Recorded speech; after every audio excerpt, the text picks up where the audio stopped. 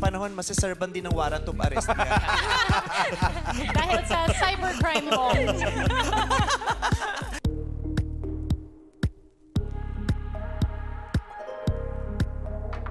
Pinatamaan ni Unkaboggable star Vice ganda ang kanyang #1 basher na si Christy Fermin. Sa latest episode ng It's Showtime ay dinaan ni Vice sa biro ang pagkakaroon ng warrant of arrest kahapon ni Christy Fermin. Ayon kay Vice ganda, yung mga bashers mo antayin mo na lang darating ang panahon, masiservan din ng warrant of arrest yan. Tila nang aasar nga habang tumatawa ng malakas si Vice ganda matapos niya sabihin ito.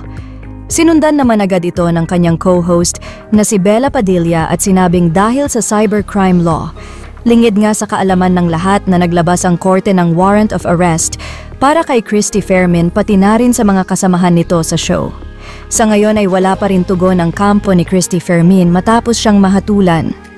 Matatandaan naman na palaging tinitira ni Christy Fermin si Vice ganda, kaya naman ganito na lamang ang reaksyon ng komedyante ng mabalitaan na aarestuhin na ang veteranang showbiz columnist.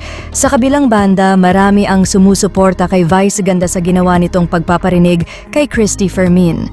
Anila ay ilang taon din tiniis ni Vice ang panglalait at paggawa ng masasamang kwento ni Christy Fermin tungkol sa kanya. Sa katunayan ay dinadamay din ni Christy ang asawa nito na si Ion Perez.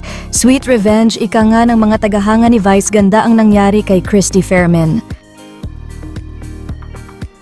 May out of this world na kagandahan ay magmamalaki ang katawan sa mga kalawakan. Welcome to Breaking